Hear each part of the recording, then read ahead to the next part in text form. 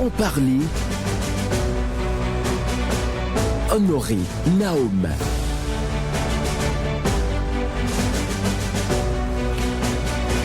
Bonjour à toutes et à tous, vous êtes sur Radio Cotonou et vous faites bien de rester câblé 94.3, la voix des Cotonouas.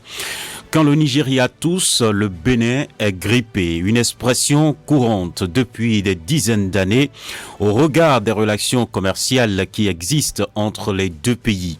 Ils sont nombreux des Béninois qui trouvent leur bonheur en allant sur les marchés de Lagos et autres. Il en est de même pour des Nigérians qui traversent la frontière tous les jours ou qui ont même trouvé demeure chez nous au Bénin.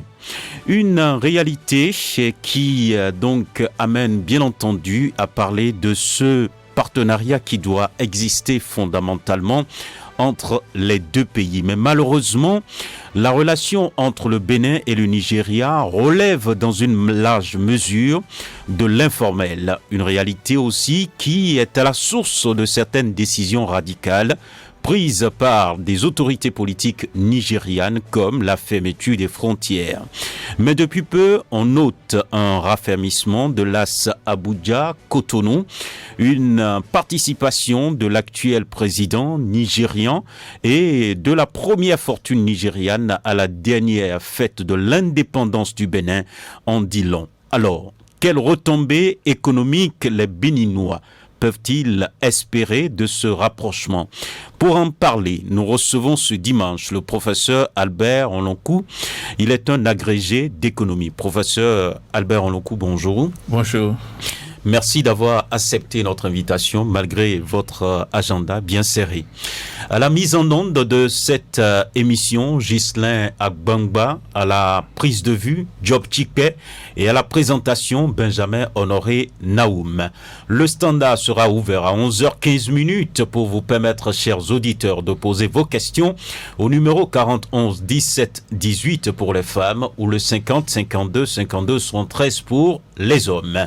Si vous n'arrivez pas à trouver la ligne, vous pouvez donc laisser votre question via WhatsApp 50 52 52 113. À nouveau, bonjour à vous, professeur Albert Onlonkou. Bonjour. Alors, quand le Nigeria tousse, le Bénin est grippé. C'est une expression qu'on entend souvent. Cela représente quoi pour vous concrètement? Oui, ça veut dire que le Nigeria, c'est un grand voisin et nos performances économiques dépendent largement de ce grand voisin. On ne parle pas de 800 km de frontières, mais on parle pas seulement de ça, mais on parle aussi de 41% du commerce extérieur du Bénin. 41%, oui. Alors, à ce point? Sans compter les flux illicites qui passent et qu'on ne note pas, ça fait 41%. Même si pour le Nigeria, le Bénin fait 2%. Et cela se comprend parce que les deux pays ont plusieurs frontières. Quand vous voyez le Bénin, par exemple, vous voyez les frontières du nord, c'est-à-dire le Niger, le Burkina, et puis à l'ouest, on a le Togo. À l'est, bien sûr, on a le Nigeria. Et puis, on a la façade maritime qui nous permet d'avoir un port. Mais vous voyez, le Nigeria a aussi plusieurs frontières. C'est-à-dire qu'en matière de ses relations économiques avec le Bénin, celui-ci est en compétition avec les autres pays frontaliers aussi. Vous voyez, le Nigeria, il y a la frontière du Niger, 1608 km². La frontière du Bénin, 809 km plutôt. Le Tchad, 85 km. Le Cameroun, 1975 km. Et le Niger a une grande façade maritime de 853 km. Le Bénin, c'est 121 km. Et ça se comprend pourquoi au Nigeria, on a beaucoup de ports. On a 8 ports. D'accord. Mais malgré ça, le port du Bénin est un port de transbordement pour Lagos à cause d'un certain nombre de facteurs tels que la performance pas très élevée du port de Lagos. D'accord. Oui. Alors, si vous êtes appelé, professeur Albert Onlonkou, par exemple, à prendre la parole au cours d'un séminaire de haut niveau, je le précise bien, de haut niveau, pas pour parler aux Béninois lambda, on reviendra donc sur le message que vous allez adresser aux Béninois lambda sur ce plateau, mais quand on regarde le Nigeria et que vous êtes appelé donc à présenter une communication pour présenter le Nigeria économiquement, à un séminaire de haut niveau, vous direz quoi? D'abord, un pays sous-développé. Oui. Le Nigeria est un pays sous-développé. Malgré ses potentialités. Oui, parce que quand vous voyez le PIB par tête, c'est autour de $2,000 par tête, 2200 précisément, alors que pour le Bénin, c'est 1200. Un peu plus développé que le Bénin, mais c'est 1200 quand même. Mais le Nigeria, quand on prend le PIB global, c'est élevé parce que, d'abord, c'est un grand pays. Ça fait 8 fois le Bénin. D'accord. Et en termes de superficie. Et ça fait près de 17 fois le Bénin en termes de population. Là-bas, c'est près de 200 millions d'habitants, alors que le Bénin, ça tourne autour de 12 millions d'habitants. Donc, le Nigeria est géant par sa population et son PIB par tête. Mais quand on prend le niveau de vie global des Nigérians, ce n'est pas élevé, c'est 2200. Donc, ce n'est pas élevé. Si vous comparez ça au niveau de vie de la Chine, par exemple, qui tourne autour de $12,000 par tête, et on ne va pas parler des États-Unis qui frôlent autour de $70,000 par tête. Vous voyez que bon, c'est un pays sous-développé. D'accord. Ce n'est même pas un pays émergent. Donc, c'est un gros problème avec le Nigeria, avec ses faiblesses. Et c'est là où le Bénin peut profiter de ses faiblesses. Et comme une sorte d'arrière-coup, 41% du commerce extérieur du Bénin, j'en ai parlé, mais le Bénin ne représente pas une grande partie du commerce nigérien. D'accord. Alors, donc, économiquement, quoi qu'on dise, c'est un pays attractif pour le Bénin. Oui, absolument. 41% du commerce extérieur, c'est attractif. C'est-à-dire que, comme vous l'avez dit dans votre introduction, on y importe et puis on exporte vers là-bas aussi. Donc, c'est un grand pays. Et sur le plan économique, c'est pourquoi la boutade qui dit que quand le Nigeria tousse, le Bénin est enrhumé, est un bon résumé des relations économiques entre le Bénin et le Nigeria. Alors, professeur, pourquoi certains Béninois ont-ils peur du Nigeria? Oui, c'est normal. Bon, il y a certains indicateurs. Est-ce que c'est un pays vaste ou bien c'est quoi? Non, c'est pas. Qu'est-ce qui est à l'origine de cette peur? D'abord, on n'a pas eu les mêmes colons, donc on n'a pas eu les mêmes langues. D'accord. Quand vous allez dans un pays, on ne parle pas la même langue, ça pose un problème. Et vous allez voir pourquoi. Quand vous voyez, bon, les populations qui ont surtout peur du Nigeria, c'est les populations qui ne comprennent aucune langue du Nigeria. Donc, quand vous voyez certains pays frontaliers qui parlent le Yoruba, par exemple, et qui vont là-bas, c'est automatique. Donc, ils font des affaires avec ce pays-là. Donc, d'abord, il y a le problème de langue. Et puis, comme on n'est pas colonisé par le même pays, il y a les institutions qui ne sont pas les mêmes. Donc, quand vous allez là-bas, il faut comprendre leur système pour savoir comment ça fonctionne. Donc, il y a tous ces facteurs-là qui font que on a peur du... Et puis, il y a le niveau de criminalité aussi. Quand vous voyez les indices de criminalité, le Nigeria se trouve dans la zone très élevée. Autour de... quand on a calculé l'indice, ça fait plus de 60 quoi. Et alors que quand vous voyez le Bénin, on est autour de 31, ça veut dire qu'on est un pays plus sécurisé. Et donc, les gens disent, bon, s'ils vont là-bas, ils risquent d'être attaqués. Donc, à cause de ça, les gens ont peur. Donc, la langue, le niveau d'insécurité, les institutions qu'on ne comprend pas parce qu'on est avec des institutions francophones, alors que là-bas, c'est autre chose. Donc, ce sont ces facteurs-là qui font que, en général, les Béninois ont peur du Nigeria. Alors, comment casser tout ça? Oui, on peut casser tout ça des partenariats solides. Vous voyez, quand vous voyez des grands opérateurs économiques comme Dangote, et si vous en trouvez de pareils au Bénin, eux autres, ils sont capables de recruter tous ceux qui peuvent les aider pour pouvoir faire ces affaires. De la même manière, même si on monte et on descend à une petite échelle, et on voit par exemple un Béninois peut-être qui gère une TPME ou une PME ou des trucs comme ça, ça peut toujours avoir des relations. Ouais. TPME, très petite entreprise. Oui. Dans un pays comme le Bénin, par exemple, est attractif pour le Nigeria sur un certain nombre de plans. Il y a beaucoup de Nigériens qui viennent, par exemple, étudier au Bénin. Même si ces derniers temps, le cadre institutionnel n'est pas bien défini, ça pose des problèmes. Bon, mais il y a beaucoup de Nigériens qui viennent étudier au Bénin. Donc, à partir de ce moment, il y a des partenariats qui peuvent se nouer et puis les gens peuvent faire des affaires entre les pays. Surtout que notre port, il y a certains Nigériens qui utilisent déjà notre port. et qui sont nécessairement en contact avec certains services logistiques du Bénin. Parce que quand le port de Lagos est surchargé, ou bien il y a des problèmes de performance en termes de célérité, etc., les gens viennent à Cotonou, utiliser le port de Cotonou pour envoyer des marchandises au Nigeria. Donc, par ces mécanismes, déjà, il y a des partenariats qui peuvent se nouer. Et ça fait que, ce serait fluide. Une fois que vous êtes en partenariat, vous vous connaissez mieux, et là, vous allez savoir que il n'y a pas de danger à aller au Nigeria. De toutes les manières, quand vous voyez tout le secteur informel, les gens vont là-bas. Donc, il y a certains qui sont habitués au Nigeria et qui pensent que même c'est mieux de faire des affaires au Nigeria que de faire au Bénin. Donc, c'est pas encore très grave, quoi. D'accord. Alors, quelle devrait être, en quelque sorte, par exemple, la responsabilité des pouvoirs publics pour véritablement casser cette peur? Oui, c'est ce que je dis. C'est soutenir les gens à travers des partenariats au niveau des cadres institutionnels.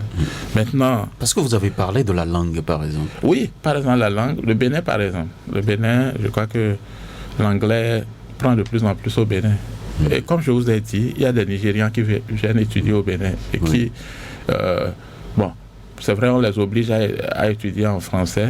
C'est pourquoi certains Nigérians ne sont pas d'accord. Et moi, je pense qu'il faut revenir là-dessus parce que quand vous allez dans les pays développés comme l'Allemagne, par exemple, il y a un ami qui me disait que quand tu vas en Allemagne, certains cours ne se font pas en allemand, donc c'est en anglais, et qu'on vous apprend l'allemand simplement pour aller acheter du pain dans les rues. Quoi. Donc on ne devrait pas... Parce qu'on connaît la puissance de cette langue-là. C'est ça. On ne devrait pas obliger les Nigérians, par exemple, à dire, quand vous venez au Bénin, il faut nécessairement étudier en français ou des trucs comme ça. Donc, mais par contre, quand ils sont là, nécessairement, ils vont comprendre au moins comment utiliser le français au quotidien, etc. Et ça va permettre quand même d'établir des relations à l'interne. Et à cause du frottement qu'ils vont avoir avec les Béninois, ça va permettre aux Béninois aussi de maîtriser la langue et d'être à l'aise pour aller là-bas. Donc, une manière de... Il y a l'anglais, par exemple, qu'il faut mettre en œuvre. Et puis en même temps, il faut comprendre aussi les institutions nigérianes et former nos opérateurs économiques sur ça pour que quand ils sont en partenariat, les choses puissent être violées et bien se développer. Est-ce que vous pensez que cette peur-là est réciproque? Que par exemple les Nigérians aussi qui viennent au Bénin ont peur ou bien d'autres carrément ne cherchent même pas à venir? Est-ce que vous voyez la chose de cette manière? Oui, parce que si vous êtes dans un pays où il y a plus d'insécurité, ou vous venez dans un pays où il y a moins d'insécurité, vous allez être plus à l'aise. Par contre, parfois, comme ils voient le Bénin comme un petit pays aussi, ils peuvent se dire, il n'y a pas beaucoup d'affaires à faire au Bénin, etc. Comme j'ai dit tout à l'heure, on a quand même des atouts, il y a notre port que les gens peuvent utiliser, il y a certaines cultures qui sont développées au Bénin, qui se développent au Nigeria, mais à cause du rapprochement de certaines villes du Bénin, ils ont besoin, c'est plus intéressant pour eux d'acheter au Bénin que d'acheter à l'extérieur. Donc, il y a quand même des opportunités qu'on peut tirer du Nigeria. Et puis, il y a la question de la monnaie. Le Naira est devenu flottant. On a un CFA qui est relativement plus fort et que les Nigériens prisent d'ailleurs parce que... Alors, expliquez à ce niveau de façon précise aux citoyens, parce que tout le monde n'est pas économiste. Alors, quand on dit le Naira flottant, ça veut dire quoi? Ça veut dire que c'est le marché qui détermine. Vous allez dans un bureau de change et puis le marché dit, aujourd'hui c'est 1 franc CFA pour un Naira, demain ça veut dire c'est 1,2, ça veut dire 0, et quelques. C'est-à-dire, et c'est, comme on dit, c'est la loi de l'offre et de la demande, quoi. Tout à fait. C'est-à-dire, vous offrez, si vous prenez le CFA par exemple, vous offrez le CFA quand vous faites des demandes au Nigeria. Vous dites, parce que nous, on n'a pas le Naira, on a le CFA. Donc, si vous voulez acheter au Nigeria, vous avez besoin du Naira. Donc, vous êtes obligé de donner les CFA pour que les autres vous donnent le Naira. Donc, vous offrez. Maintenant, si vous voulez importer, vous avez besoin du Naira. Et là aussi, vous êtes obligé de donner le CFA pour pouvoir avoir le Naira. Les autres, maintenant, si vous vendez au Nigeria, les autres ils sont obligés de donner le Naira pour prendre votre CFA. Donc, quand vous exportez beaucoup plus, votre monnaie a beaucoup plus de puissance. Alors que vous importez, sa puissance diminue parce que vous demandez l'autre monnaie. Donc, ça va faire que, si vous demandez beaucoup plus et que vous offrez votre monnaie, ça va faire que le prix de votre monnaie va baisser. Parce que quand vous prenez le Naira, par exemple, si on dit 1 Naira égale à 1 franc CFA, ou bien on dit 1 Naira égale à 1,2 franc CFA, dans les deux cas, ça veut dire que dans le deuxième cas, ça veut dire que le Naira est plus fort. En tout cas, a beaucoup plus de force. Alors actuellement, sur le marché, quelle est la tendance? Je crois que ça tourne autour de 1 Naira. Bon, je n'ai pas vu les trucs, mais je crois que ça doit tourner autour de 1,2. Je ne sais pas. En tout cas, je n'ai pas vu. Vous n'avez pas vérifié avant d'entrer au studio? Mais n'importe comment, le Naira a plus de valeur que le franc CFA, ou bien c'est l'inverse?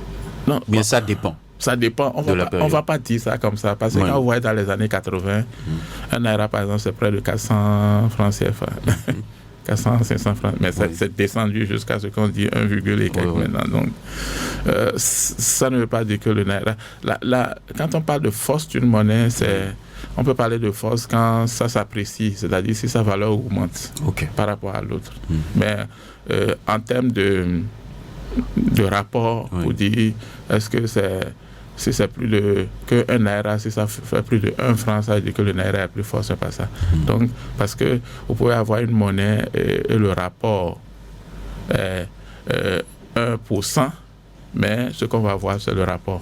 C'est comme quand vous voyez le yen, par exemple, le dollar, ou bien le yen et l'euro, les proportions sont grandes, mais on ne va pas dire que pour cela, le yen est une monnaie forte ou faible. Donc, c'est pour ça qu'il faut voir ça. Voilà. Je viens rapidement de me connecter où je vois que 1 Naira égale à 0,78 francs CFA. Donc, c'est descendu jusqu'à ce niveau. C'est ça. Mais ça, c'est les taux de Google, je ne sais pas. Tout à Parce fait. que si vous allez à la frontière de... Ils ont leur manière de calculer les choses. Vous allez voir que c'est un peu plus... parce que les cambistes, les autres, ils doivent bénéficier de ça. Donc, parfois... Ils augmentent un tant soit peu pour pouvoir gagner aussi un peu lors des échanges. Alors, qu'est-ce qui a poussé le Nigeria à opter pour la volatilité, ou je vais dire, de sa monnaie? Bon, vous voyez... Quand vous voyez le Bénin, par exemple, on dit 1 euro, c'est 655,557 francs CFA, et ça ne change pas. D'accord? Oui. Comme ça ne change pas, ça veut dire que ça ne reflète pas les performances de l'économie de façon globale. Si par exemple votre économie est moins performante, ça devrait vous amener, la monnaie devait se déprécier, c'est-à-dire sa valeur devait diminuer. Et ça va faire que vous allez importer moins. Donc, quand c'est comme ça, vous avez tendance à toujours importer plus, parce que votre monnaie montre une fausse force, je vais dire. C'est-à-dire, vous pensez que... Ça ne reflète pas vraiment l'image de votre puissance économique. Alors que quand ça flotte, ça veut dire que ça fluctue au gré de l'économie, quoi. Quand l'économie devient performante. Bon, là, au moins, ça évite un peu la paresse et ça permet aussi de sanctionner les politiques publiques si ça ne marche pas, quoi. Alors que dans un autre côté, ça ne sanctionne pas automatiquement. Ok. On est beaucoup plus dans un système statique. Et qui mais l'avantage, les risques de change. D'accord. Dans un pays comme dans nos pays qui sont très faibles, par exemple, si on laisse fluctuer, notre monnaie risque de diminuer grandement de valeur, et puis ça va s'accompagner de l'inflation. Et quand les prix augmentent exagérément, ça veut dire que notre pouvoir d'achat va diminuer, va s'appauvrir. Donc, davantage. C'est un couteau à double tranchant. Prenons juste le cas du Bénin. Est-ce que cet aspect statique de la monnaie nous arrange aujourd'hui à l'étape actuelle? Bon, si le franc CFA devrait flotter, est-ce que ça ne va pas mieux nous arranger? Non, pour une petite économie comme le Bénin, je crois qu'on est bien avec ce qui se passe là. Il faut Pourquoi vous dites petite économie? Non, quand je dis petite économie, je vous ai dit que je vous ai dit que le Nigeria, c'est 8 fois le Bénin. Donc, oui. en termes de superficie déjà, en termes de population, c'est 17 fois le Bénin. Donc, et le PIB du Nigeria, par tête, est encore plus élevé que pour le Bénin. Donc, c'est pour dire que c'est une petite économie. En comparaison avec le Nigeria, avec l'Afrique du Sud, avec l'Égypte, même avec la Côte d'Ivoire. Mais clarifions, ça n'a rien à voir avec la superficie. Non. Bon, pas complètement. Parce que si malgré notre population de 12 millions, selon moi, ça n'a même rien à voir avec la population en tant que telle. C'est ça. Parce que si, malgré nos 12 millions d'habitants, on est à $70 000 par tête, par exemple, on serait une forte économie. Oui, une forte économie. Mais à des moments donnés, la superficie et la population jouent parce que quand c'est élevé, ça agrandit. Il y a un marché. Il y a un marché plus grand.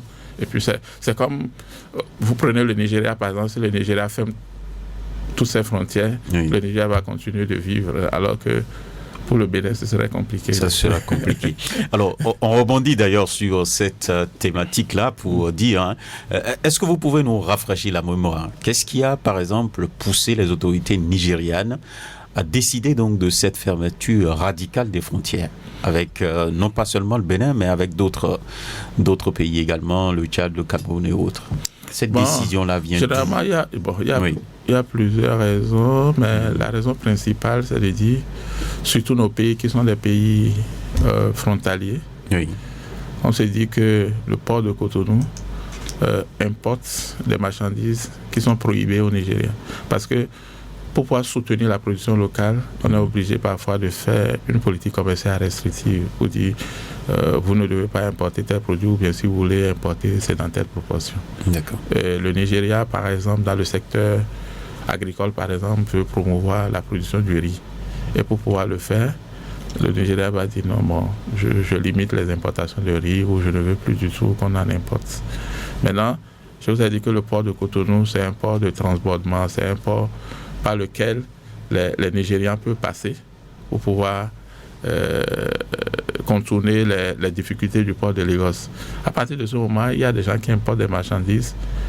Il y a des Béninois qui se sont enrichis par ça. C'est-à-dire, ils importent ici, ils revendent vers le Nigeria, soit en contrebande, soit en corrompant la douane, etc.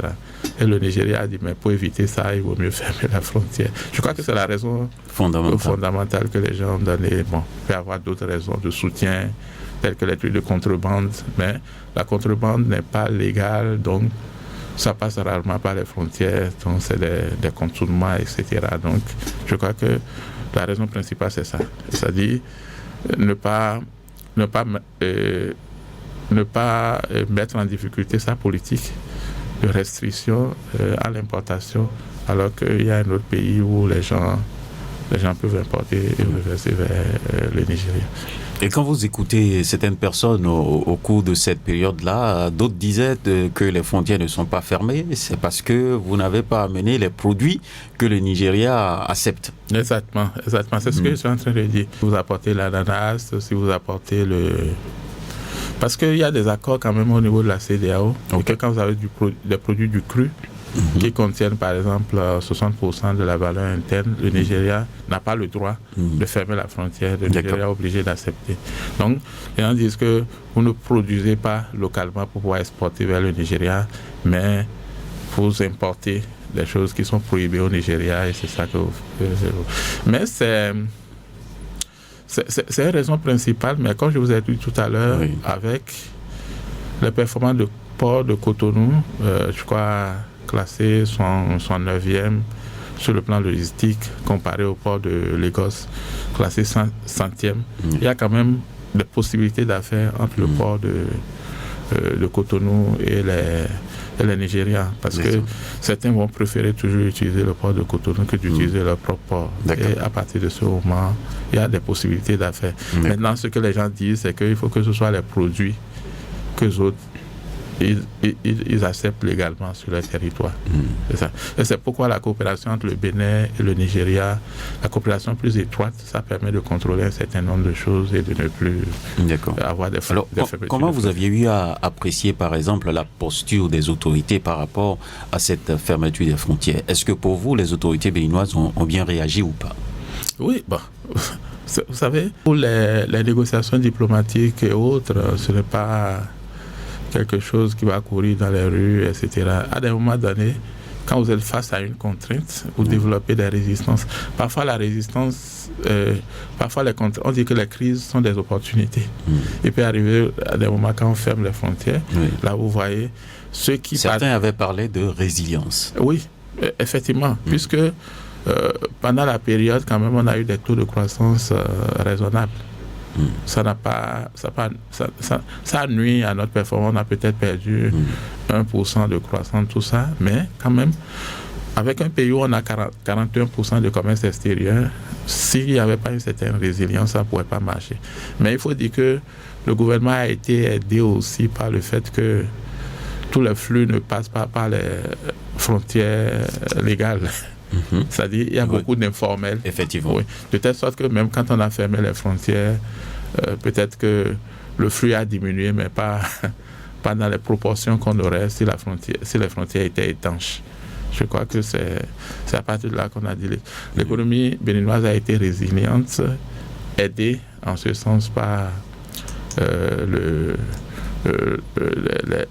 la porosité des frontières, d'une certaine manière ou d'une autre. D'accord. Alors aujourd'hui, on voit très bien que le gouvernement qui est actuellement installé au Nigeria, on a constaté, il y a eu une brouille liée au lancement de la raffinerie de Dangote où notre président béninois, Patrice Talon, n'y était pas. Ça a créé donc un peu de friction et autres. Mais on a constaté juste après que le président Tinubu, qui a pris le pouvoir, a levé donc cette décision de fermeture de nos frontières. Le président béninois a effectué un déplacement au Nigeria. Après, on a constaté que l'opérateur économique, la première fortune du Nigeria, a été reçu, bien entendu, par le président du Bénin. Après, on remarque donc que cette personnalité avec le président du Nigeria se sont retrouvés à la dernière célébration de notre fête de l'indépendance. Tout ça veut dire quoi pour le professeur d'économie que vous êtes? Oui, c'est intéressant. Vous savez, ce qui est au-dessus de tout, c'est la politique. Il y a des moments où l'économie influence fortement la politique aussi. Mais dans ce cas précis, le fait d'assainir ou de rendre beaucoup plus convivial les relations entre le Bénin et le Nigeria, je crois que c'est bon pour l'économie dans nos pays. Donc, moi, je pense que c'est une bonne démarche.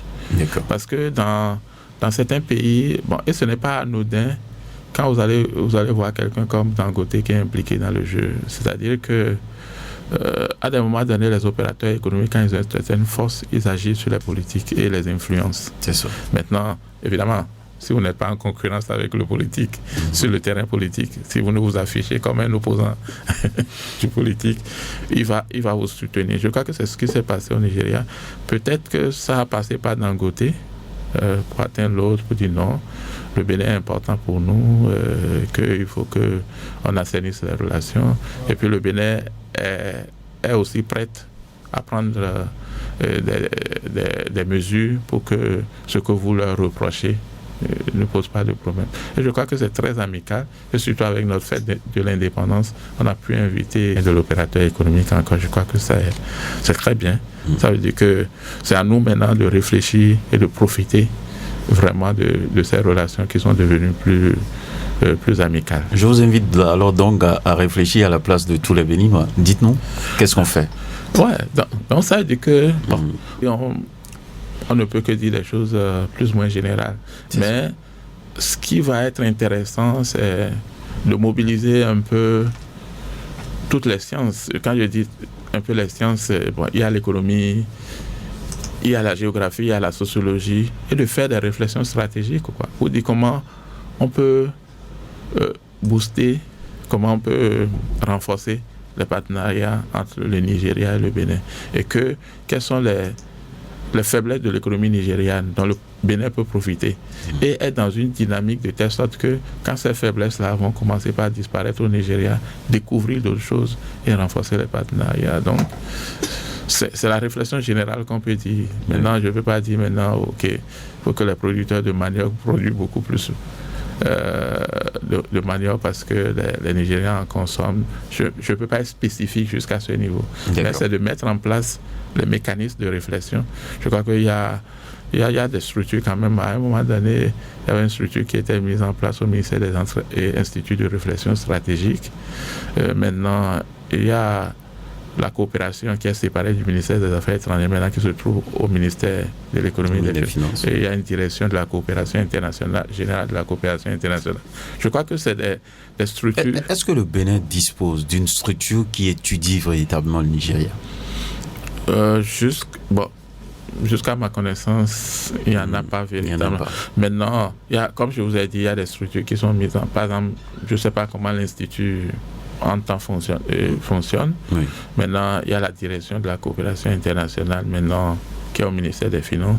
Mais c'est des pistes qu'ils doivent mettre en place pour qu'un pays qui fait 41% de notre commerce frontalier, plus de 41% d'ailleurs, on puisse être dans la réflexion quotidienne pour savoir comment ça marche et qu'est-ce qu'il faut faire et comment, localement, encourager les opérateurs locaux à collaborer avec ce pays.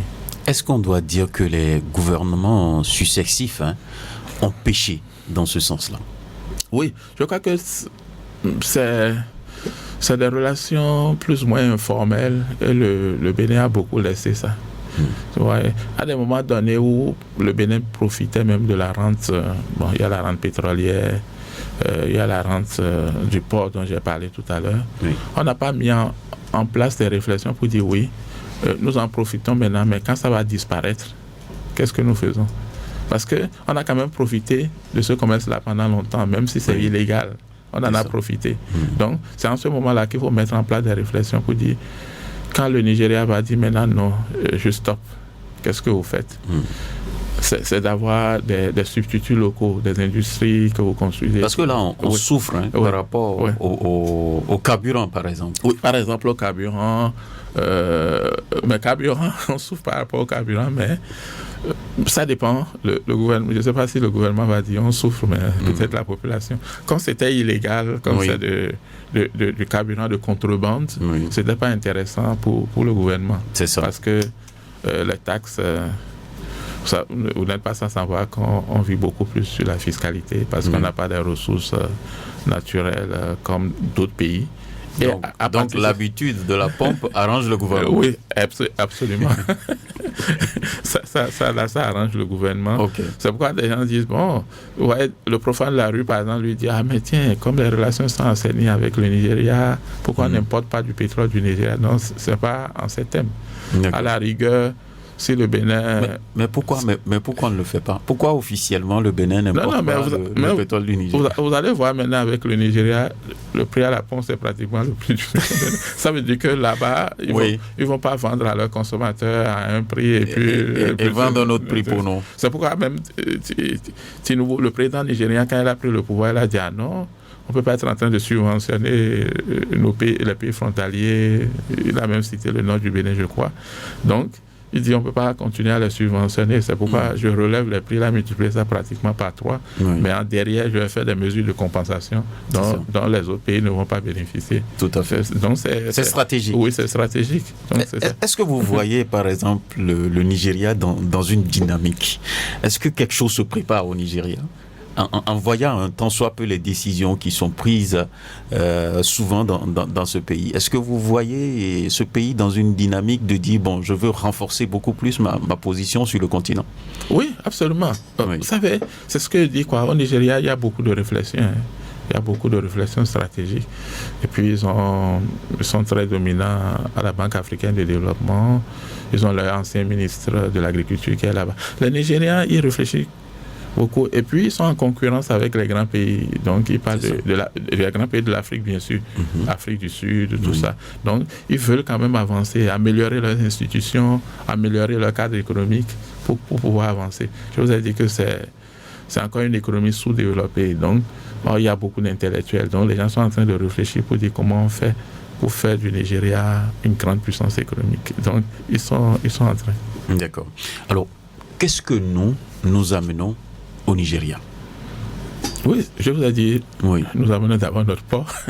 Oui. D'accord. Nous amenons aussi la sécurité, d'une manière ou d'une autre, parce que certains préféreraient rester peut-être au Bénin, faire des affaires avec le Nigeria, que de rester au Nigeria même. Nous apportons certains produits. Il y a même des projets qui ont eu des accords avec certains États et qui permettent d'exporter des produits. Vous savez, il y a le gari qui s'exporte vers le Nigeria, il y a le maïs qui s'exporte vers le Nigeria, il y a l'ananas qui s'exporte vers le Nigeria. Même si en termes de grandeur, si le Nigeria s'investit dans l'agriculture, ça peut ne pas... Encore qu'il y a des Béninois dans certains milieux ruraux où la pression sur la terre est très élevée, les gens quittent pour aller faire l'agriculture au Nigeria. Donc, le Bénin, quand même, apporte un certain nombre de choses. D'abord son port, d'abord les produits agricoles, d'accord, et certains services aussi. Comme je vous dis, il y a le service de la formation que le Bénin peut-être peut restructurer, de telle sorte que les Nigériens puissent venir se former ici.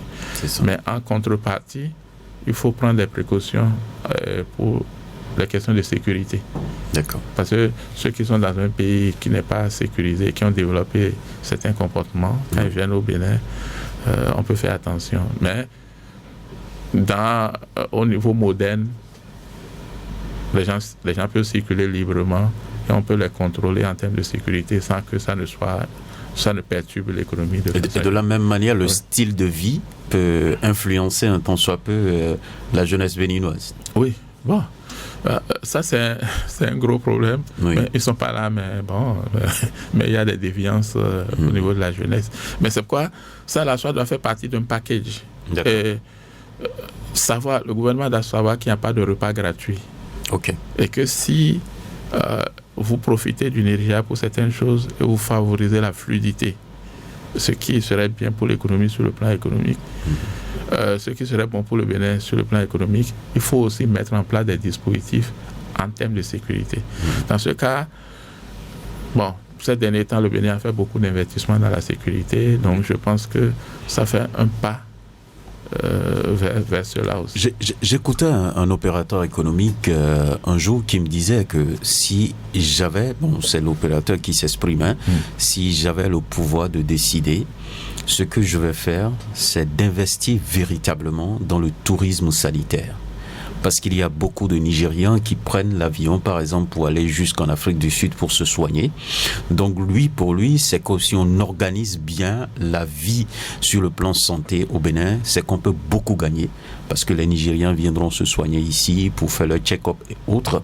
Est-ce que c'est une bonne stratégie? Ça fait partie des services que le Bénin peut développer. D'accord. Pourquoi quand le Bénin avait rendu, en tout cas, comment on appelle, la césarienne gratuite, par exemple. Tout à fait. Il y a certaines femmes nigérianes, qui venaient se faire opérer. Vous voyez.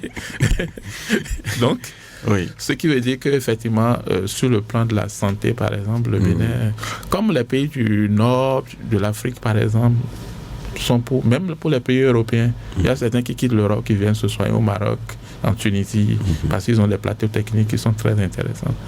Alors que, si un Nigérian, au lieu de dépenser beaucoup pour aller en Afrique du Nord ou en Europe, s'ils peuvent arriver au Bénin à côté, c'est ça. Donc ça, c'est l'un des secteurs. J'ai parlé du secteur de l'éducation, il y a le secteur de la santé aussi, où on peut faire des investissements, et ce serait intéressant. Mais quand on prend le secteur de l'éducation, j'aimerais bien revenir là-dessus.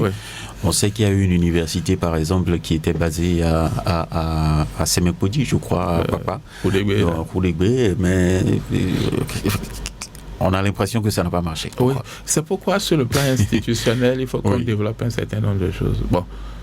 Vous n'allez pas dire que telle chose a une opportunité, simplement, et à cause de ça, vous l'installez sans prendre les précautions.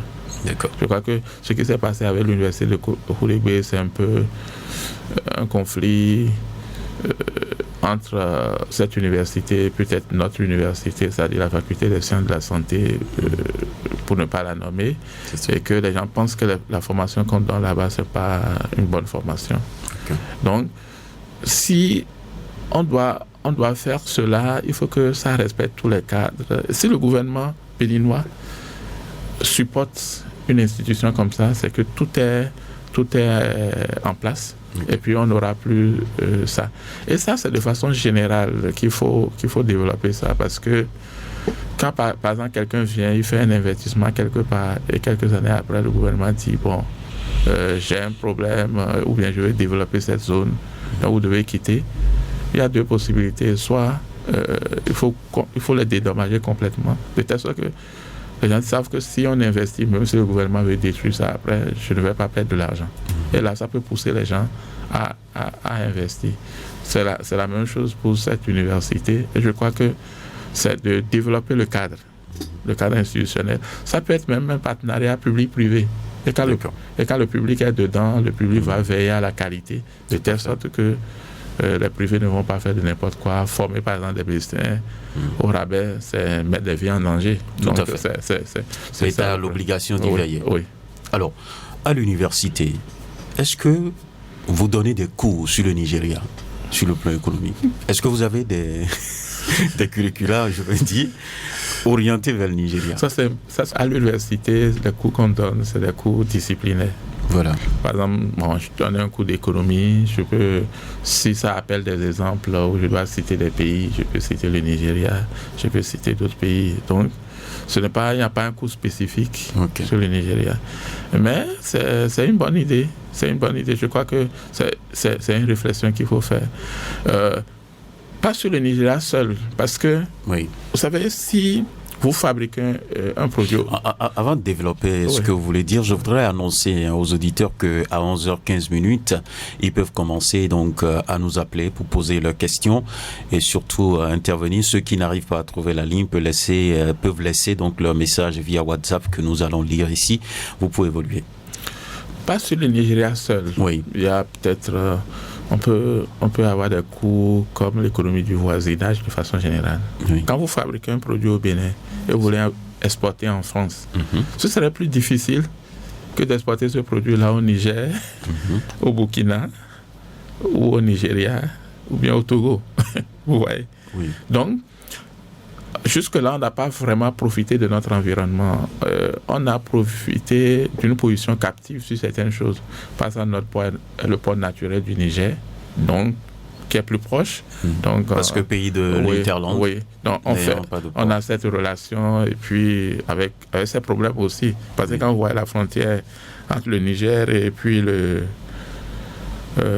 Nigeria, c'est 1608 km². C'est ça.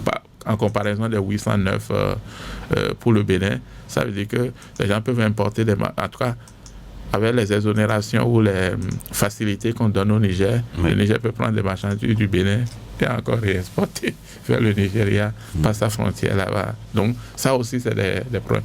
Mais il faut vraiment développer une économie du voisinage et dire, on a une politique où on veut profiter du Niger, en tout cas, développer les relations commerciales avec le Niger, avec le Burkina, avec le Nigeria et avec le Togo. Et là, effectivement, ça peut être une spécialisation de quelqu'un, puisque c'est vraiment pratique et important pour un pays comme le Bénin. C'est ça. Merci donc à vous. Je crois que les auditeurs ont commencé par appeler. Je rappelle les numéros pour les uns et les autres. Vous pouvez donc nous joindre ici sur Radio Cotonou au numéro 40 11 17 18 pour les femmes, 50 52 52 73 pour les hommes. Et vous pouvez donc laisser votre message si vous n'arrivez pas à trouver donc la ligne sur le WhatsApp 50 52 52 113. Et donc nous prenons le premier intervenant. Bonjour. Bonjour. À qui avons-nous l'honneur? C'est M. Atoba Apollinaire, depuis Calavi. D'accord. Oui, vous allez commencer donc par arrêter votre poste récepteur pour nous permettre véritablement de mieux vous entendre ici. Bonjour. D'accord, c'est fait. Bonjour. Oui. Bonjour, professeur. Bonjour, monsieur. Oui, comment vous portez? Ça va bien. Bon, ma question est celle-ci. J'ai deux questions. Oui. La première question, quel intérêt le Bénin a à utiliser le Naira? Deux, quel avantage la France tire de l'utilisation du CFA par les pays de l'UMOA? Et surtout pour le CFA, dites-nous la vérité. Vous êtes intellectuel, dites la vérité au peuple pour qu'on puisse comprendre ce qui se passe entre le CFA et son utilisation et sa fabrication par la France. Voici mes questions. D'accord. Merci beaucoup à vous. Un autre intervenant? Pas encore. Vous pouvez donc commencer à répondre à ces deux questions en attendant. Bon, les deux questions sont liées, hein, parce que le Naira, le Bénin ne peut pas dire maintenant je nairaïse l'économie béninoise. C'est-à-dire je commence par utiliser le Naira au Bénin, Oui. parce que le Bénin est dans une union. D'accord. Une union monétaire, et cette union-là a ses règles. Et c'est géré par la BCEAO et autres, dans une union de 8 pays de l'UMOA. Donc le Bénin ne peut pas... mais par contre, ce qui se passe, c'est que s'il y a des partenariats, par exemple, où il y a des gens qui quittent le Nigeria, qui vendent des produits au Bénin, et qui achètent certains produits au Bénin et qui vendent là-bas, il peut y avoir des accords pour dire, bon, voilà le taux de change que nous utilisons entre nous pour pouvoir faire les affaires. Ça, c'est des possibilités. Mais le Bénin ne peut pas dire maintenant, OK, je prends le Naira comme... On ne peut pas prendre cette décision. Non, on ne peut pas prendre, c'est parce qu'on est dans une union monétaire, etc. Mais maintenant, est-ce que les citoyens, individuellement, peuvent prendre cette habitude d'utiliser oui, le Naira? quand vous êtes en partenariat avec quelqu'un, Oui. parce que vous avez vu tout à l'heure, vous avez dit, bon, sur un Internet, c'est 0,8, d'autres vont dire que c'est 1 pour 1. Oui. Donc, les gens peuvent dire, nous autres, on va fixer un thème où on a dit un Naira, c'est un franc CFA.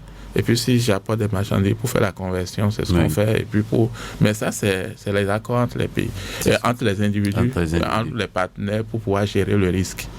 Ouais.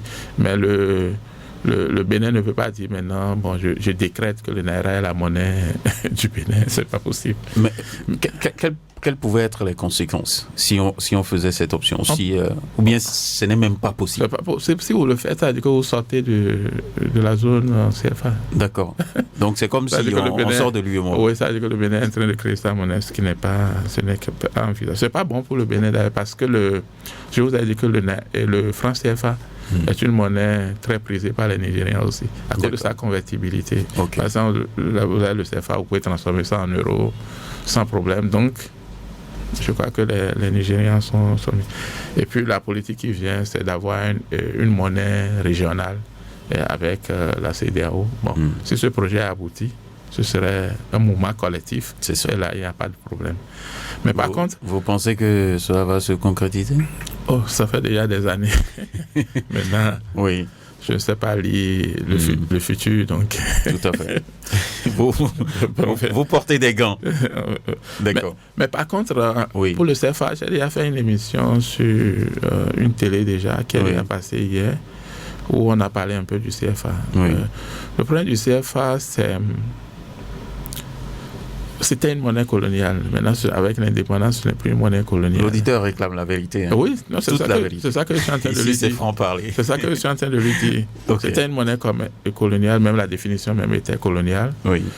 Franc des colonies françaises d'Afrique. Après, quand on est devenu indépendant, on a dit franc de la communauté financière d'Afrique ou de la coopération financière d'Afrique quand on est en Afrique centrale. D'accord?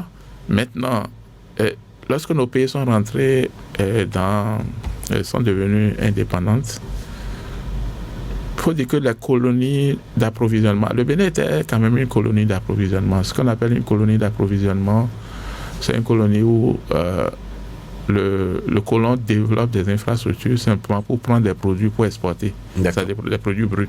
Okay. Donc, on a développé le rail jusqu'au nord, on a développé un certain nombre de choses pour pouvoir exporter. Les institutions qui étaient en place aussi, c'était pour servir cette cause. Cette cause.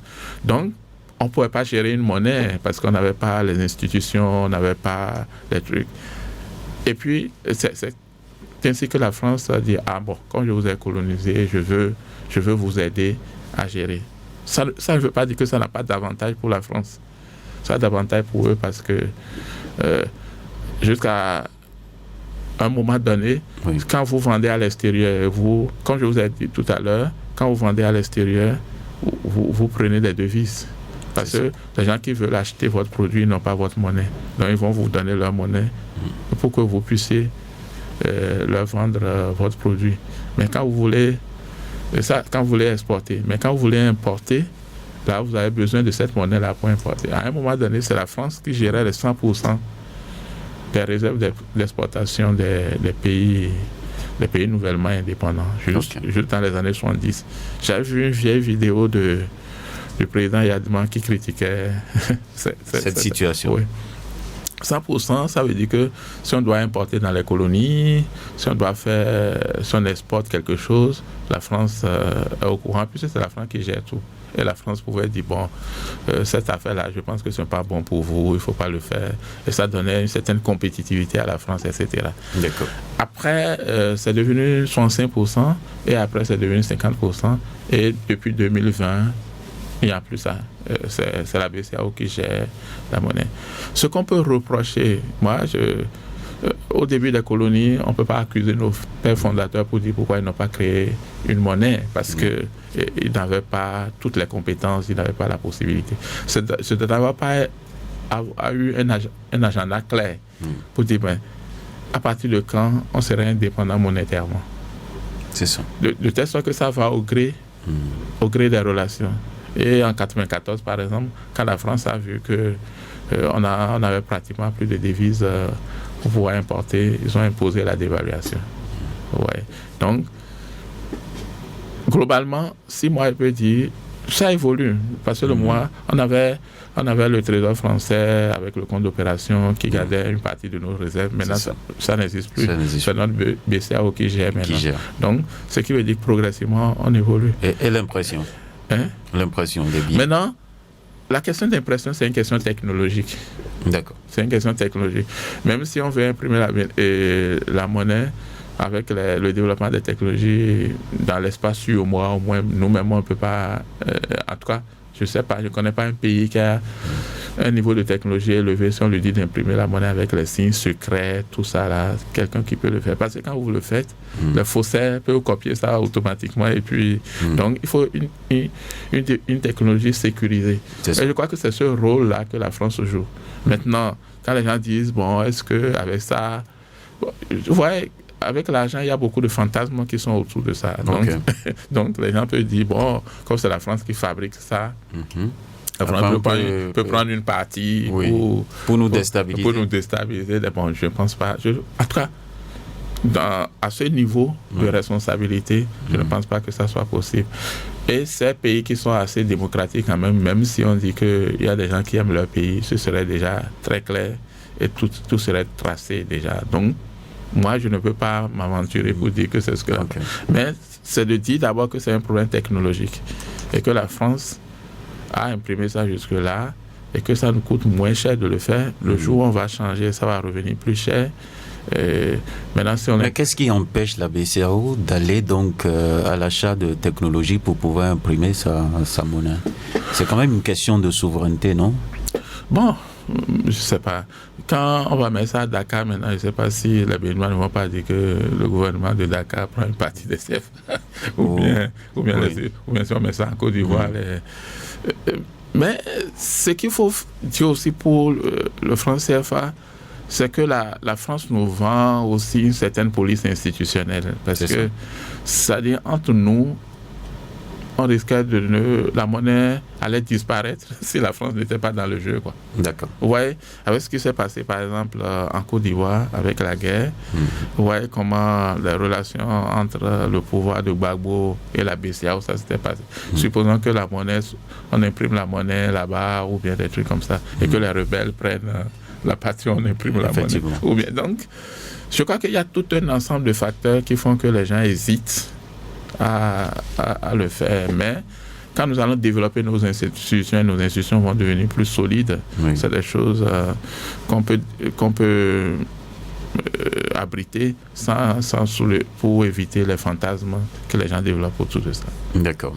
Alors, revenons donc à notre préoccupation. On maintient tout à fait, pour dire aux auditeurs que nos standards sont ouverts. Ils peuvent donc appeler à tout moment donc pour poser des questions. En tout cas, pas après la fin de cette émission. On revient donc sur cette préoccupation concernant donc le Naira avec tout le rapprochement qu'il faut mettre en place. Si on doit conseiller aujourd'hui aux Béninois d'évoluer dans des secteurs de façon précise, des secteurs qui seront attractifs pour le Nigeria, on peut s'aventurer sur quoi?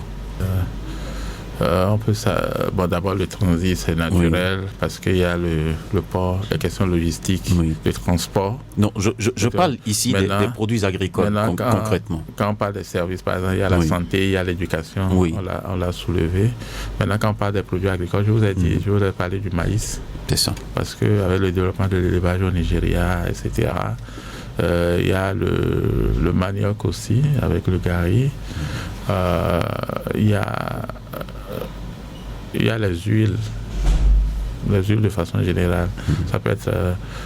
on n'en produit pas assez au Bénin. Oui, on n'en produit pas assez. Ça, c'est des secteurs d'avenir. C'est pourquoi on exporte et on réexporte. Mais c'est des secteurs qui exigent peut-être des investissements assez élevés. Et c'est pourquoi, s'il y a des sortes de joint venture entre les opérateurs économiques nigériens et les opérateurs économiques béninois, ça peut faire qu'on aurait un niveau de capital pour avoir de l'échelle et pour pouvoir exporter certains produits vers le Nigeria.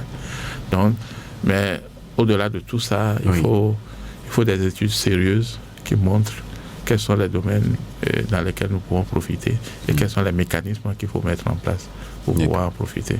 Alors, quand on prend aujourd'hui l'investissement qui est fait à Glodjibé, la zone économique de Glodjibé, est-ce que vous voyez ça comme un outil qui aura un impact sur les relations commerciales entre le Bénin et le Nigeria? Oui, le Glodjibé, c'est extrêmement important. Oui.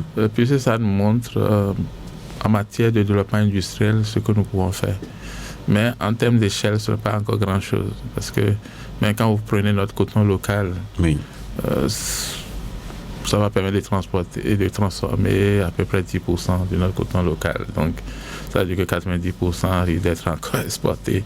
Donc, ça veut dire qu'il faut multiplier les initiatives de Glodjibé. Au-delà de ça, comme il y a beaucoup de facilités qu'on obtient et qu'on donne aux gens de Glodjibé, je crois qu'il faut généraliser la facilité, en tout cas généraliser un certain nombre de choses, surtout au niveau fiscal et au niveau des facilités à l'importation, généraliser un certain nombre de trucs sur tout le territoire national, de telle sorte que si quelqu'un veut avoir une industrie, en tout cas quelque part, il puisse profiter de beaucoup de choses. Vous payez l'énergie moins cher, on dit la moitié de l'argent, vous avez un certain nombre d'exonérations. Je crois que Glodjibé, en termes expérimentaux, c'est une bonne chose, mais il faut bien l'étudier aussi, et pour pouvoir savoir comment il faut mettre ça à l'échelle, ou comment il faut prendre tout le Bénin comme des points francs où les gens peuvent développer le secteur secondaire sans avoir à payer des impôts ou des choses, et à avoir des facilités aussi en termes de connexion à l'électricité, etc. Donc, je crois que Glodjibé, c'est une bonne expérience et ça nous donne de l'expérimentation. Maintenant, on peut voir aussi au Nigeria quels sont les produits qu'on peut développer dans ces zones-là, qu'on peut exporter. Et ça va nous permettre de dire, si on veut mettre ça à l'échelle, quelles sont les choses qu'il faut développer. Est-ce que vous voyez les opérateurs économiques eux-mêmes se préoccuper de cette stratégie globale qu'il faut mettre en place pour vraiment percer le marché nigérien? Est-ce que vous voyez une organisation? Non, il n'y a pas vraiment d'organisation. Il y a certains opérateurs qui étaient, en tout cas, plus liés au Nigeria, mais il n'y a pas une stratégie globale. Et c'est là où nos institutions qui doivent promouvoir ça doivent beaucoup travailler. Comme la Chambre de commerce et d'industrie du Bénin, comme le patronat. Donc, c'est là où ces institutions-là doivent beaucoup travailler. Et quand je parlais d'études tout à l'heure, ces institutions-là peuvent même faire des études, leurs propres études. Oui, Dire, indépendamment du gouvernement. Oui, pour dire, mais quelles sont les opportunités et après, maintenant, venir chez le gouvernement pour dire, on a besoin que telle contrainte soit levée pour que nous puissions avoir de bonnes relations avec le pays voisin. C'est ça, fondamentalement. Alors, professeur, je vous laisse la parole donc pour donner des conseils stratégiques, pourquoi pas, aux opérateurs économiques par rapport à ce rapprochement qu'on est en train de profiter un tant soit peu de ce rapprochement qu'on constate entre le président Tinubu et le président Patrice Talon. Que nos opérateurs doivent utiliser pour dire, bon, voilà les opportunités dont nous voulons profiter, voici les contraintes auxquelles nous sommes confrontés. Voici ce que nous demandons au gouvernement de faire. Et le gouvernement, en étudiant ça avec l'efficacité qu'il faut, peut leur dire, voilà, on peut faire ça. Et puis ça permet de booster vraiment les relations entre les deux pays. Quand vous voyez que 41% du commerce extérieur, c'est pas, ou bien même 50%, parce qu'on ne tient pas compte des flux qui ne sont pas comptabilisés. Ça fait beaucoup de choses quand même. C'est ça. Okay. Alors, comment fermer l'informel? Ou bien c'est impossible avec le Nigeria? Est-ce qu'on peut décider d'arrêter ça? Je pense que parce que nous faisons beaucoup de choses avec le Nigeria, mais c'est pas quantifié. L'informel a beaucoup de rôles. Bon. Vous savez, quand la distribution de revenus n'atteint pas tout le monde, et puis il y a certains qui sont dans la débrouillardise. C'est ça. Quand vous dites, bon, celui qui vend des galettes au bord de la route, il faut aller prendre un papier d'abord avant de vendre. Ça devient extrêmement compliqué. Moi, je pense que ce que le gouvernement peut faire au niveau de l'informel, c'est de fixer un seuil, de telle sorte que si vous avez un tel chiffre d'affaires, vous ne pouvez pas être dans l'informel. C'est ça. Et que si c'est au-delà de ça, vous êtes obligé de vous formaliser. Mais le petit commerce, un certain nombre de choses, ce serait difficile de fermer ça. Donc on va vivre avec ça. Et que si les gens pensent qu'ils sont arrivés à un seuil où ils ont besoin des marchés publics, ils ont besoin d'un certain nombre de choses, ils vont toujours se formaliser. C'est ça. Je crois que ça, c'est... Je ne pense pas que ça soit une bonne politique de dire, bon, on ferme tout l'informel, c'est pas possible, et puis c'est compliqué. D'accord. Je voudrais qu'on s'attarde un peu sur l'invasion des boissons fabriquées au Nigeria sur le marché béninois. Comment vous appréciez la chose? C'est ça que je disais tout à l'heure. Il n'y a pas de repas gratuit quand vous allez rendre les relations fluides. Parce que ça a failli déstabiliser la production locale. Oui, c'est normal. Et puis, si le Nigeria dit maintenant les produits qui sont fabriqués localement et qui incorporent, je crois, 60% de la valeur ajoutée locale, je les accepte là-bas. Je ne sais pas comment on peut refuser leurs boissons qui sont fabriquées là-bas. Donc, voilà. Il y aura une concurrence rude entre les deux pays. Et cette concurrence aussi dépend aussi des monnaies. Parce que si vous avez un CFA qui est fort et le Naira qui est faible, ça fait que les boissons nigériennes vont coûter moins cher localement. Donc, dans certains cas, c'est bon pour le consommateur. D'accord. Mais pour les industries locales, ça pose un problème. Et pour les recettes fiscales aussi, ça peut poser un problème si ça relève surtout de l'informel. Donc, moi, je pense que c'est d'essayer de tracer un certain nombre de choses pour éviter ce qu'on peut appeler une concurrence déloyale. Pour que les prix ne soient pas trop en deçà des prix locaux. Quoi. Okay. Et là, ça, au moins le consommateur, parce que à des moments donnés, quand nous allons interdire maintenant pour dire que les boissons nigérianes ne rentrent pas au Bénin, ça veut dire que c'est dans le temps, au moment, au cœur même de la crise, on a vu la douane qui a été mobilisée pour traquer, et jusqu'à présent... Oui, ça c'est au cœur de la crise. Oui. Bon, on peut appeler ça des représailles. C'est ça. Vous avez fermé, nous aussi on ferme. Oui. Mais maintenant, quand nous avons maintenant des relations amicales, ça devient compliqué de le faire. Donc, mais on peut développer une politique commerciale où on peut le faire. C'est-à-dire, par exemple, si c'est un phénomène de grande envergure, où les gens ont des dépôts, des trucs comme ça, par exemple, si on va là-bas, on peut jouer au niveau de la fiscalité, on peut jouer un certain nombre de choses. C'est-à-dire, vous avez importé ça, ce n'est pas illégal, mais vous devez payer les taxes qui sont. Et cette taxe-là peut rehausser le prix, de telle sorte que ça ne soit pas une concurrence déloyale vis-à-vis des boissons locales. Alors, par rapport à cette invasion des boissons fabriquées au Nigeria, est-ce qu'on doit voir seulement le prix? L'économiste, lui, c'est son outil de travail, il voit le prix. Maintenant, par contre, il y a la qualité. C'est ça qu'il faut. Il y a la qualité. Bon, ça ne relève pas de l'économie, ça relève des structures dédiées à ça. Et c'est là où on a ce qu'on appelle aussi les barrières non tarifaires. Il y a les pays européens qui savent nous appliquer ça. Pour dire, votre produit là, on a eu ça à un moment donné avec les crevettes, avec un certain nombre de... On ne maîtrise pas la traçabilité, donc nous, on ne va pas acheter. Mais le Bénin, comme vous avez dit, effectivement, nos structures locales, nos laboratoires peuvent faire des années par de cette boisson-là. C'est impropre à la consommation. Et là, c'est devenu carrément illégal de l'importer. C'est ça. Et là, on peut dire non. Mais quand vous dites ça, il faut vraiment apporter les preuves. Apporter la preuve. Pour que, si dans une discussion avec le Nigeria, vous puissiez leur dire, ah non, ça pose effectivement les problèmes. Et quand les autres, même, ils font une contre-expertise là-bas. Ils disent, c'est vrai, quoi. C'est ça. Ouais. Alors, pour globaliser tout ceci, je voudrais vous demander votre mot de fin. Non, c'est intéressant. Bon, on a une porte qui est ouverte maintenant. Oui. Ceux qui peuvent faire quelque chose. J'ai parlé des institutions du secteur privé. J'ai parlé du Conseil national du patronat du Bénin. J'ai parlé de la CCIB. Doivent quand même présenter à leurs membres, c'est-à-dire surtout aux opérateurs, quelles sont les opportunités qu'ils peuvent tirer. Et que ces opportunités-là, si ça devait poser des problèmes au niveau de certaines contraintes, de les adresser au gouvernement pour que le gouvernement puisse les aider. De la même manière, au niveau du gouvernement aussi, avec les directions techniques que le gouvernement a, soit au ministère du Commerce, ou bien au ministère des Affaires étrangères, ou bien au ministère de l'économie et des finances, puissent mettre en place des mécanismes qui vont leur permettre de suivre nos voisins et de savoir comment on peut en profiter.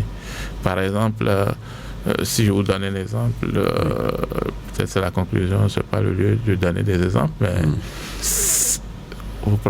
notre relation avec le Niger, quand ça a eu des problèmes maintenant, et puis on voit le Nigeria, il faut dire, mais comment on fait, quelles sont les compensations qu'on fait. Or ça là, déjà, les stratèges qui sont liés au gouvernement devaient lui dire, ah ben, quand on ferme la frontière avec le Niger, voilà le problème qu'on va avoir et voilà quelles sont les solutions qu'on va appliquer automatiquement. J'en profite pour vous relancer sur la question de la fermeture de la frontière au Niger. Il y a beaucoup de Béninois qui ne sont pas contents. C'est normal, puisqu'ils font, ils font des affaires avec le Niger. C'est ça. Maintenant, ils ne sont pas contents. Maintenant... Est-ce que c'est bien pensé? Bien pensé, tout ce qu'on appelle réflexion collective, c'est-à-dire nous sommes ensemble. On dit, bon, les gens ont fait ça, nous ne sommes pas d'accord. Qu'est-ce que nous allons faire pour pouvoir faire? Et puis ensemble, nous avons pris des décisions. D'accord. Je ne peux pas jouer le passager clandestin en disant, moi je viens dans mon pays, je n'applique pas. C'est ça.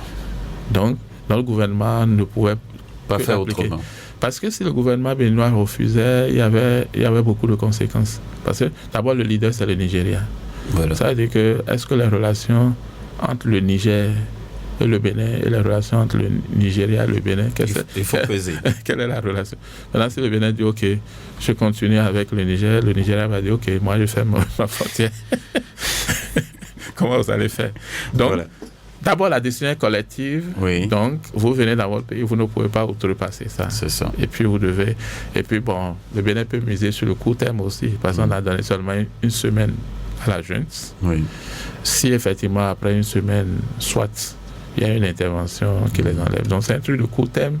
Et que le fait d'obéir à ça, ça ne pose pas énormément de problèmes pour le Bénin. Je crois que c'est comme ça que moi, je l'analyse. Et on ne peut pas critiquer le gouvernement pour dire pourquoi ils ont pris une décision collective. À un moment donné, même, ils ont pris notre chef d'État pour aller là-bas. En tant que médiateur. Et c'est lui maintenant qui va remettre en cause les décisions que les autres. Non, c'est pas possible. C'est pas possible. C'est ça le problème. D'accord. Merci beaucoup à vous, professeur Albert Onlonkun, agrégé d'économie. Vous avez accepté donc partager quelques minutes avec nous sur ce plateau de franc-parler pour évoquer donc cette préoccupation concernant, bien entendu, le raffermissement de l'axe Abuja-Cotonou. Quelle retombée économique pour le Bénin. Vous aviez donc évoqué quelques pistes de solutions, des réflexions qui doivent être menées pour favoriser donc ce rapprochement et surtout pour gagner économiquement. Et donc les opérateurs économiques également sont invités à réfléchir de leur côté et faire des demandes vis-à-vis du gouvernement pour véritablement faciliter la tâche aux uns et aux autres par rapport à l'intégration donc sur le marché nigérian, parce que c'est un gros marché qu'il ne faut pas banaliser dans la sous-région. Je précise donc que notre invité, c'est bien sûr le professeur Albert Onlonkun, agrégé d'économie et qui a passé du temps avec nous, était donc à la mise en onde de cette émission, Ghislain Agbangba à la prise de vue, Job Chikpe à la présentation, Benjamin Honoré Naoum. Restez câblés, 94.3 Radio Cotonou. Bonne suite de journée à vous, bonne suite de journée dominicale sur Radio Cotonou, c'est bien sûr la 94.3. Merci à vous, professeur.